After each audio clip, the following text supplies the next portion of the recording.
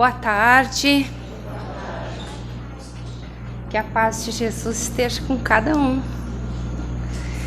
Vamos dar início às nossas atividades dessa tarde, convidando a todos que possam se conectar com a espiritualidade.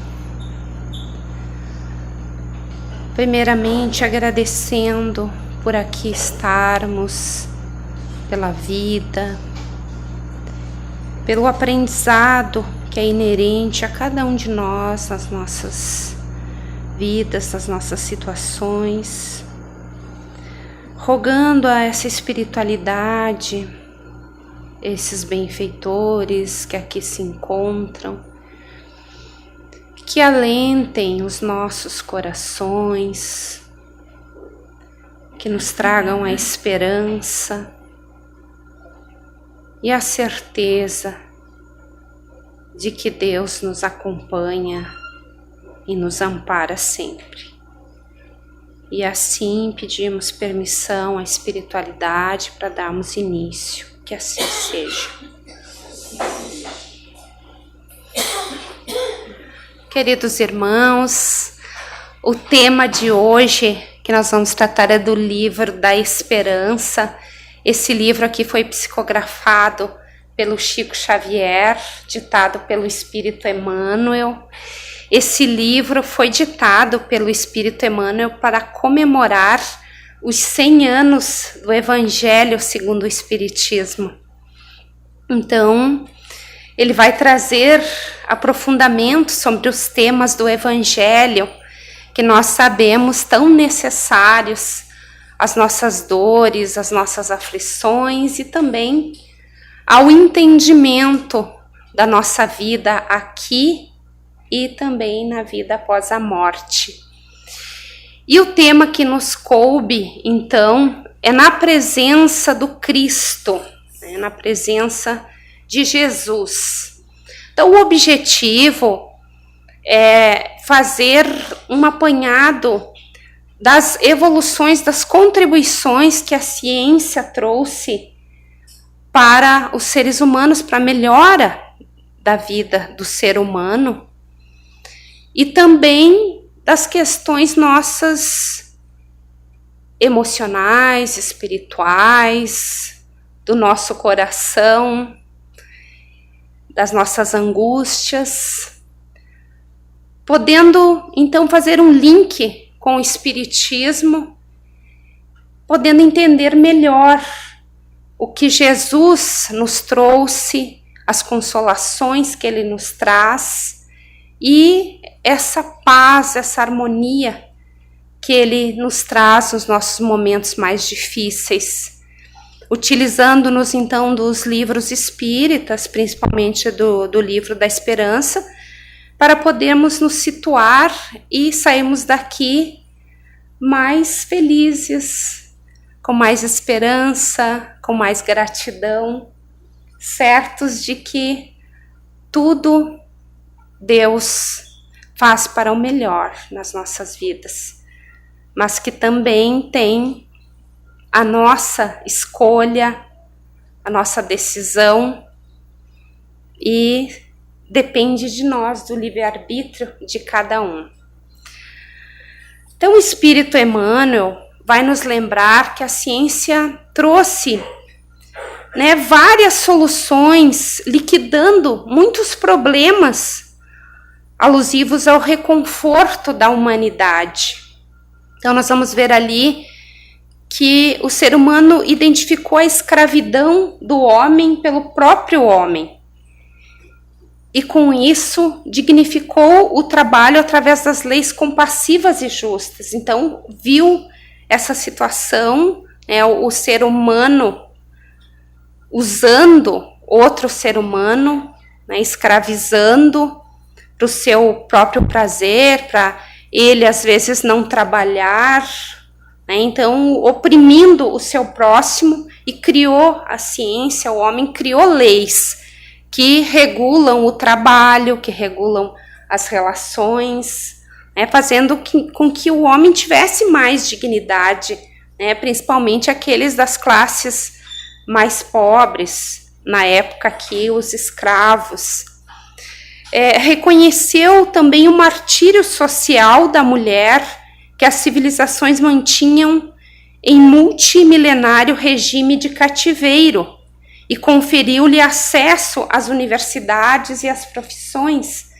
Então teve um momento da história que a mulher não tinha nem alma para a humanidade, né? A mulher era propriedade do homem, né? Se equiparava a seres inferiores.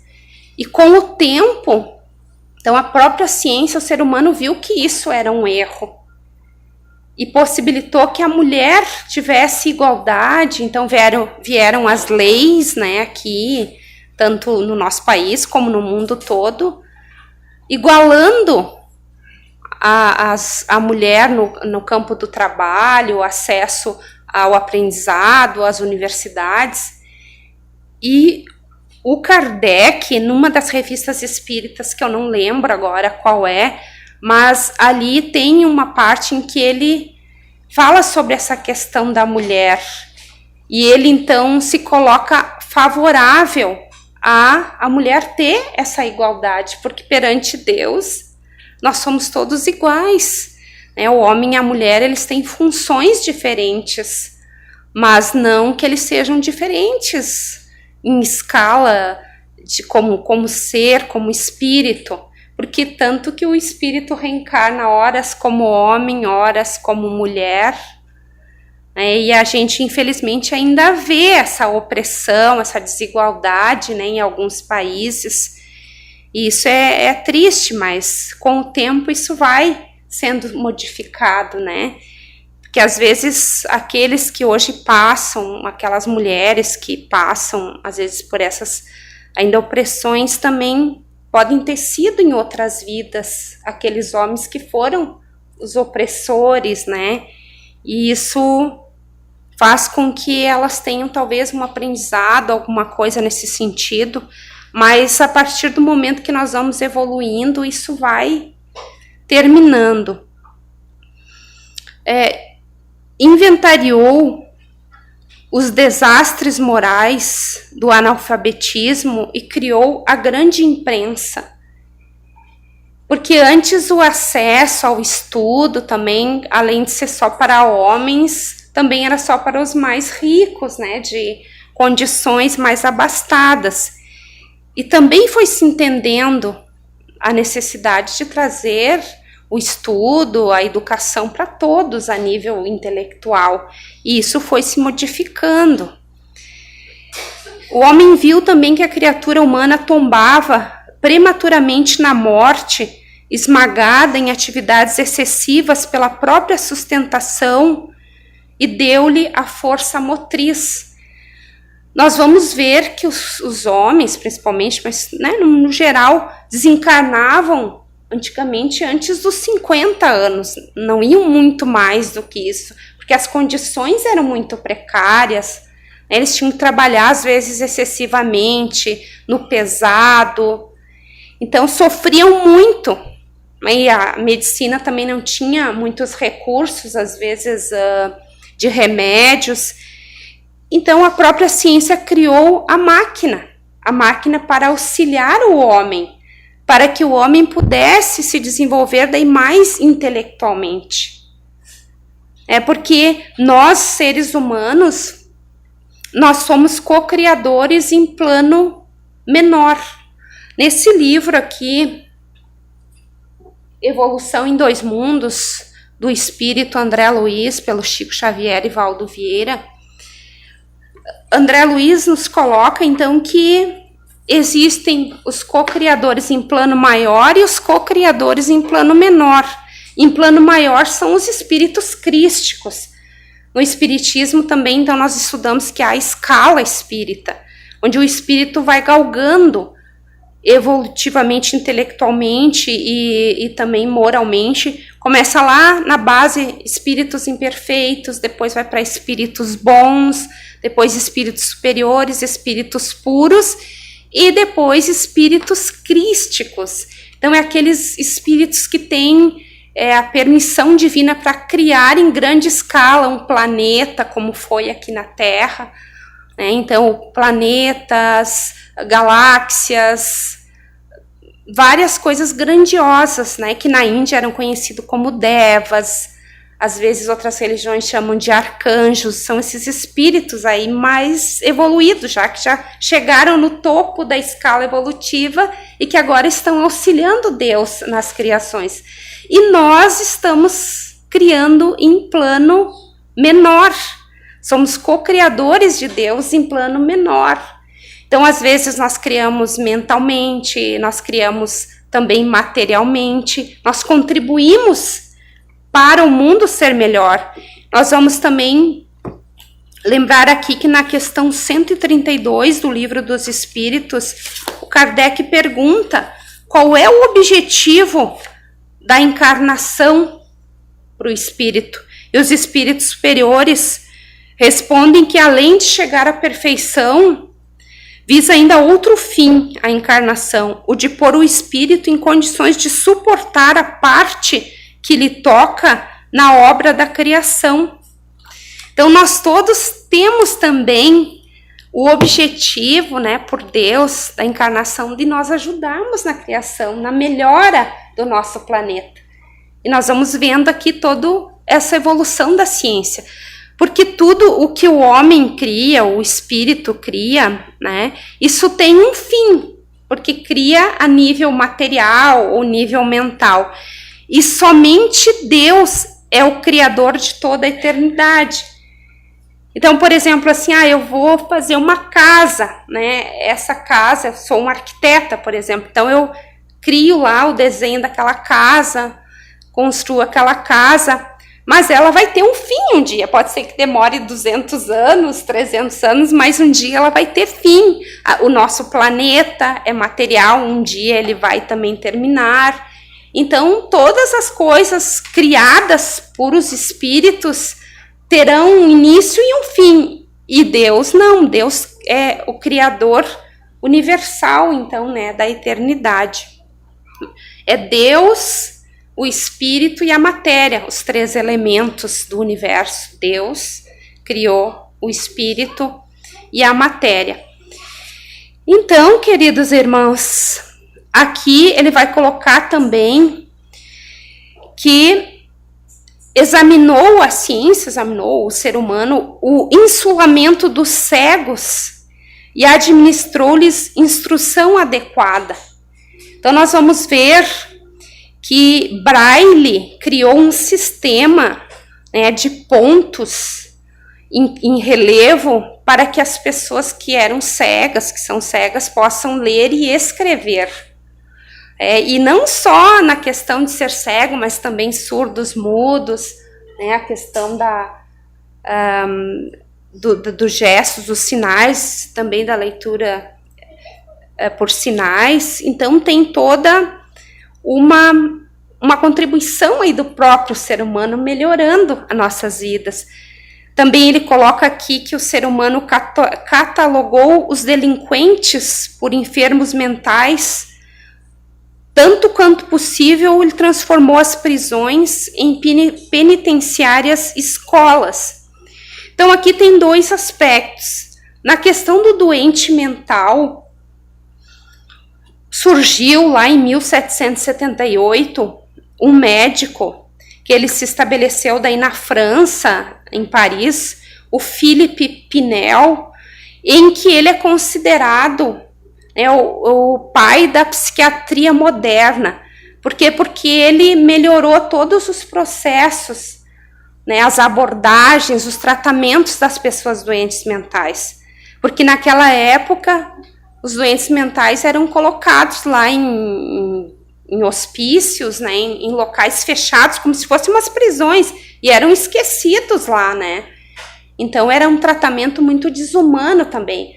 Vocês imaginem nós que temos uma mediunidade ostensiva, daqui um pouco nós poderíamos estar em desequilíbrio, porque não teríamos ainda educado essa mediunidade e nós poderíamos ser colocados num lugar desses, né, um hospício, e nunca mais sairíamos de lá, sendo que a mediunidade é só a gente vir na casa espírita e estudar e disciplinar ela, e ela passa a ser um instrumento, uma ferramenta de auxílio a nós mesmos e ao próximo.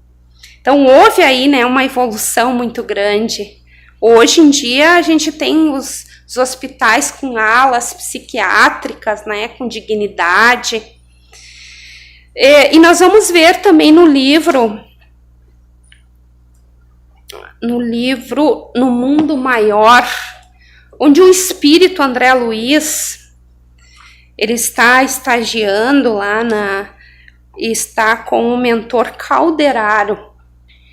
E ele pergunta, então ele está muito curioso, assim, para saber, né, ele pretendia conhecer os que se entretinham na maldade, no crime, na inconformação. Ele pretendia conhecer as causas disso, né, da maldade, no crime, da inconformação. E então o mentor explica: antes de mais nada, André, modifiquemos o conceito para transformar-nos em legítimos elementos de auxílio aos espíritos sofredores, desencarnados ou não. É-nos imprescindível compreender a perversidade como loucura, a revolta como ignorância e o desespero como enfermidade. E o homem, percebendo isso, então ele também começou a ver aqueles grandes criminosos, psicopatas, como doentes mentais, né? E aqueles que não são, no caso, então eles estão tentando ainda, né, transformar prisões em penitenciárias escolas, onde é que essas pessoas possam trabalhar ou possam estudar. Nós temos ali uma caixa, inclusive na escada, recebendo livros para nós levar lá para o presídio, né? Porque o livro é muito importante, o livro abre muito, né, a nossa mente, quando é um conteúdo bom, um conteúdo positivo, né, aqui espiritual ou, né, enfim, de desenvolvimento. Que bom eles também poderem ler, né? Porque quem está lá, às vezes, a gente não sabe o que essa pessoa passou, né? A infância, toda a vida dela, e não cabe a nós julgarmos, né? Nós temos que poder melhorar dentro daquilo que nos é possível. Ele coloca aqui também que o ser humano comoveu-se diante das moléstias contagiosas e fabricou a vacina. Como nós tivemos agora, né, com a Covid, como houve toda uma movimentação da área da medicina, da ciência, para conseguir rapidamente essa vacina, para evitar que houvesse um desencarne em massa, um desencarne maior. Então, lá nas épocas recuadas também, quantas epidemias, e a ciência combateu isso tudo. Emocionou-se perante os feridos e doentes desesperados e inventou a anestesia. Então, imagine o que seria de nós fazer uma cirurgia e não ter uma anestesia, onde há um bloqueio ali da dor. Então, veio avançando a ciência nesse sentido, que antigamente eles usavam mais ervas, e eles iam utilizando, descobrindo ervas que pudessem ajudar, mas não era a mesma coisa do que anestesia. Os xamãs usavam muito também ervas, começaram utilizando o éter etílico, aí os médicos, e aí foi avançando, né? E hoje, graças a Deus, a gente faz uma cirurgia tranquila, vai sentir dor depois que passa, né, a anestesia. Analisou o desentendimento sistemático que oprimia as nações e ofereceu-lhes o livro, o telégrafo, o rádio, a televisão, que as aproxima na direção de um mundo só. E anotou os prejuízos da solidão e construiu máquinas poderosas que interligassem os continentes. Então, havendo essa globalização, nós podemos contactar com os nossos irmãos de outros continentes. E a doutrina espírita nos trouxe a comunicação com os espíritos do plano espiritual daí, né, que também, apesar que a comunicação com os desencarnados sempre existiu, só que a doutrina espírita sistematizou e trouxe isso para o povo todo, né, não só para os iniciados lá dos templos das épocas antigas. Entretanto, o Espírito Emmanuel coloca que os vencidos da angústia aglomeram-se na terra de hoje como enxameavam na terra de ontem. Então, assim, a nível tecnológico, de melhorias, de conforto, houve um avanço enorme. Mas nas questões das doenças, as doenças da alma, porque o doente é o espírito, infelizmente, não houve um progresso tão grande assim. É claro que a psiquiatria, a psicologia trouxeram contribuições muito grandes, né? Outras áreas aí, a psicanálise, mas ainda é pouco, porque a gente vê muitos desencarnes, às vezes, né? Por depressão, enfim, outras, síndrome do pânico, ansiedade, todas essas doenças da alma, que às vezes levam a pessoa a se abeirar do suicídio. Então, infelizmente, falta nós buscarmos essa parte, e isso não é a ciência que traz, isso é exatamente o Mestre Jesus. É Ele que veio nos trazer o remédio para as nossas almas, mas despontam de todas as direções as angústias. Uma pessoa que perdeu o emprego, que às vezes era o sustentáculo ali da garantia familiar, uma pessoa que às vezes é despejado do seu teto porque teve uma hipoteca que ele não pôde pagar, um aluguel que ele não pôde pagar, às vezes é deixado por um afeto, o final de um relacionamento, às vezes as pessoas estão com muitos conflitos na própria consciência, uma culpa, e elas necessitam tanto, às vezes, de um ombro amigo para conversar. Então, isso também é uma causa de muita angústia. Pais que, às vezes, se sacrificaram muito durante a vida para dar o melhor para os filhos, e, às vezes, os filhos os abandonam na velhice. Né, que esses pais, às vezes, não pensaram muito em construir para eles terem uma segurança e se preocuparem mais dar o melhor para os filhos, porque isso, né, eu acho que o pai e a mãe todos querem o melhor, mas se sacrificarem, os filhos, às vezes, são ingratos. E esses pais ficam muito angustiados, sofrendo muito. Transviaram-se no pretérito e renasceram, trazendo no próprio corpo os sinais aflitivos das culpas que resgatam, pedindo cooperação.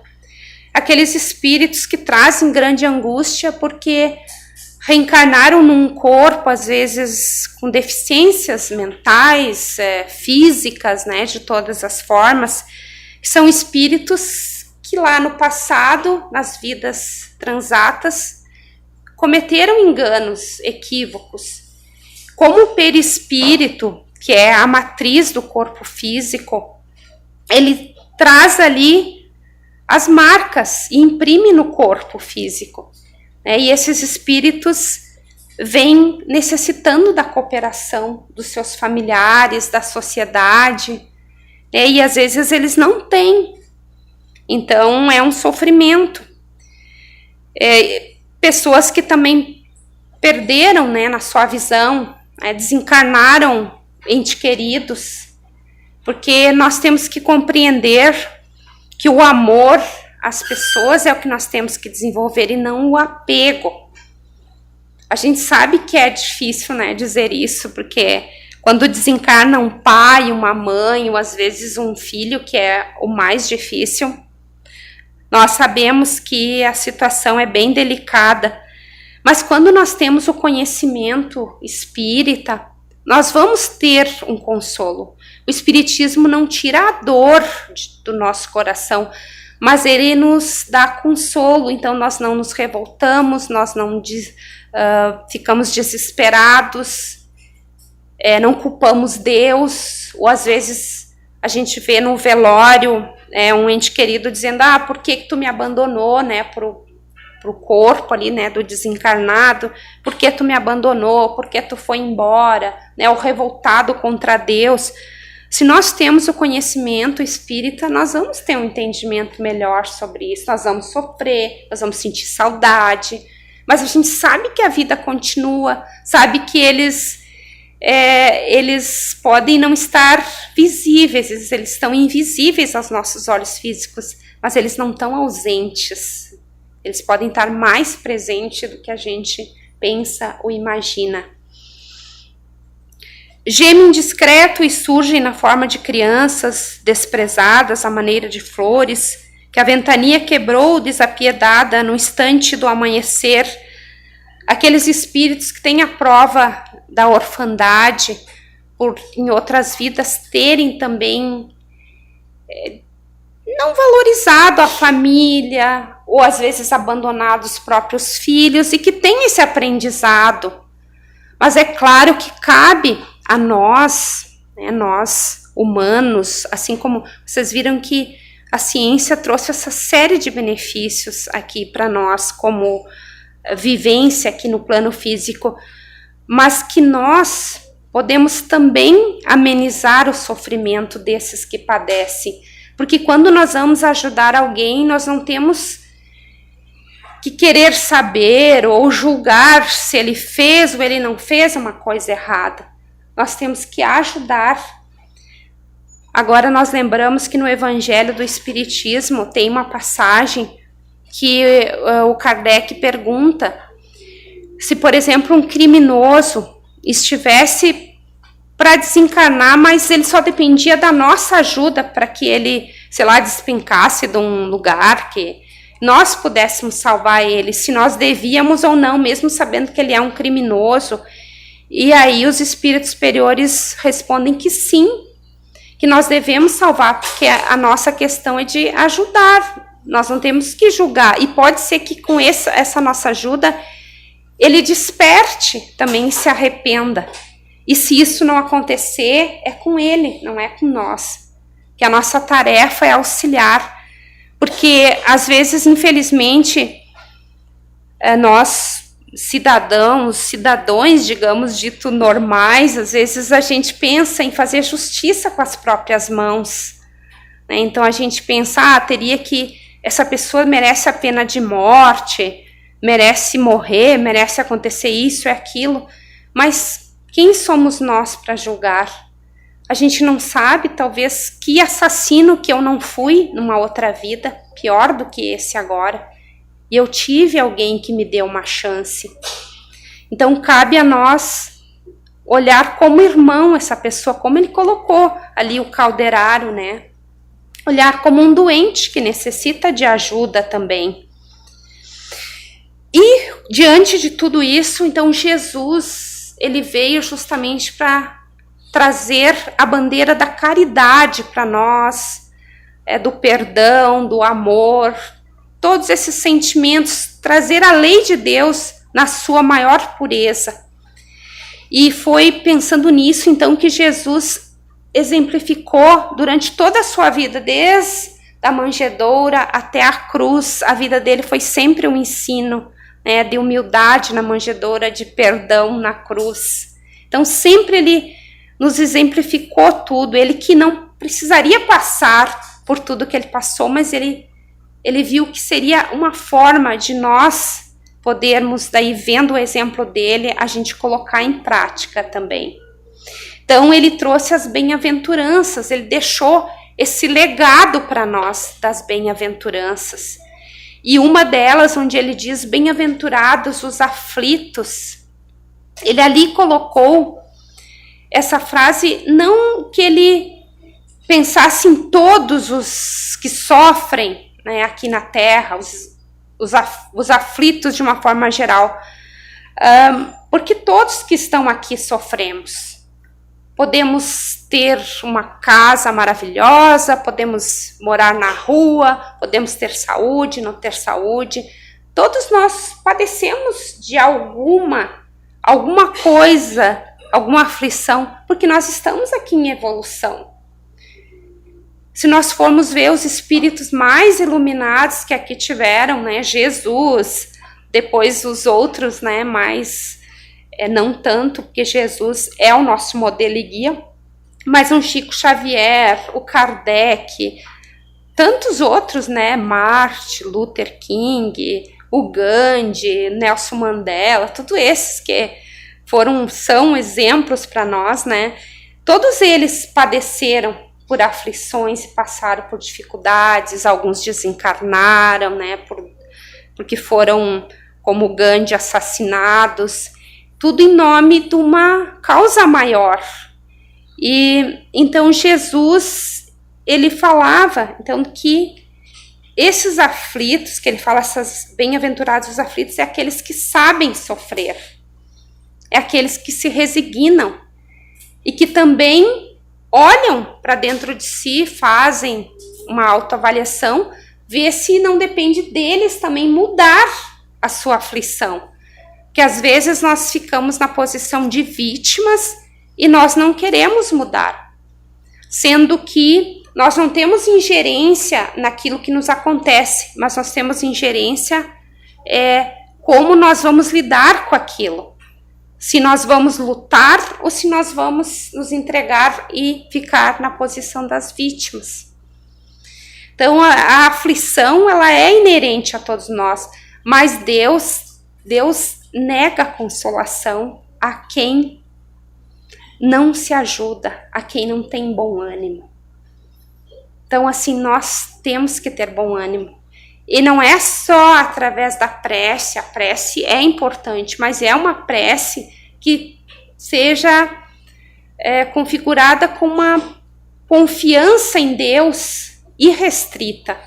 Porque eu posso fazer uma oração ali, mas eu não estou nem pensando naquelas palavras. Ou às vezes eu tenho uma oração pretensiosa, querendo que Deus resolva a minha situação de qualquer jeito. E se Ele não resolve, eu me torno inimiga de Deus. Tem gente que diz, eu estou brigada com Deus. Então, assim, querendo que Deus resolva uma coisa que eu criei, né? Porque Ele nos deu livre-arbítrio. Então, é a lei de ação e reação.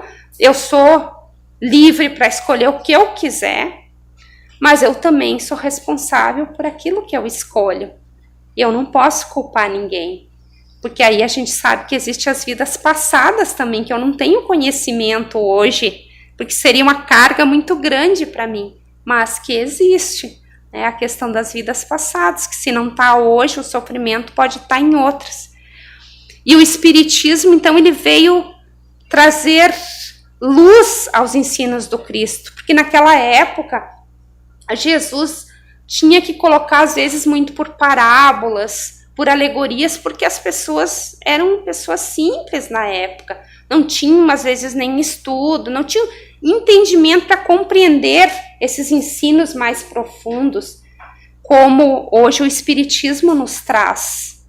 Então é importante a gente compreender, e na questão 627, o Kardec pergunta para os espíritos de luz, né, os espíritos superiores, qual a utilidade que os espíritos dão, então, uma vez que Jesus ensinou as verdadeiras leis de Deus, terão que nos ensinar mais alguma coisa?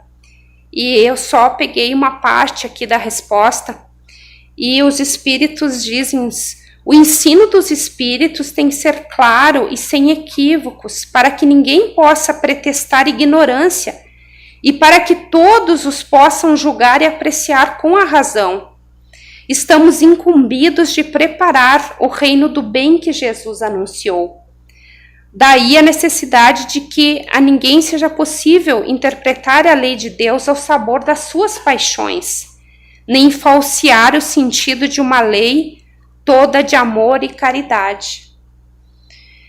E nós, então, enquanto espíritos que estamos aqui aprendendo Quando nós auxiliamos alguém, nós estendemos a mão pela caridade, pela piedade, pela compaixão. Quando nós damos um prato de sopa, quando nós levantamos um caído, quando nós damos o nosso tempo para ouvir, dedicamos o nosso tempo para ouvir um coração aflito, damos um alimento, enfim, quando damos um emprego, né, e tantas outras coisas que a gente pode ajudar, nós estamos sendo a presença de Cristo na vida daquela pessoa. Então, Jesus não vai se materializar aqui para ajudar aquela pessoa a nível, às vezes, físico aqui. Então, ele vai, sim, através das suas vibrações de luz e tudo, mas ele nos oportuniza que nós nos ajudemos, porque é um crescimento para nós também. Então, em algum momento, alguém foi Jesus já na nossa vida, a presença de Jesus na nossa vida. E nós estamos sendo na vida daquela pessoa. E Jesus está presente também ali, porque ele diz, né? Eu tive fome, me destes de comer, eu tive sede, me destes de beber, eu tive nu e me vestistes. Então Jesus está também em cada um, no próximo que está ali com nós. Que a gente possa então serenar os nossos corações e saber que nós podemos ajudar nas angústias. A ciência faz a parte dela e nós a nossa. Que nós possamos amar incondicionalmente e ver no outro o próximo, que nós podemos ser o próximo do outro também. Né? Nós estamos aqui em evolução. Hoje eu estou bem, tá tudo 100% comigo. Amanhã talvez eu tenha que passar por uma prova e eu vá necessitar daquela mão amiga se estenda para me auxiliar. Então nós agradecemos a todos. Pedimos aos médiuns que se posicionem para nós fazermos a nossa prece e os irmãos receberem a assistência espiritual. Nesse momento em que nós já estamos recebendo, desde a hora que aqui adentramos, as energias, os fluidos, as vibrações necessárias, para o nosso bem-estar, nossa paz, nossa harmonia, nossa saúde. Nós agora nos colocamos na posição de agradecimento pela espiritualidade benfeitora que aqui olha para cada um com muito amor e auxilia, dando coragem, dando ânimo, dando esperança, mostrando sempre que há uma luz, que Deus está sempre presente em nossas vidas. Que o Mestre Jesus abençoe e ilumine a todos. Que assim seja. Assim seja.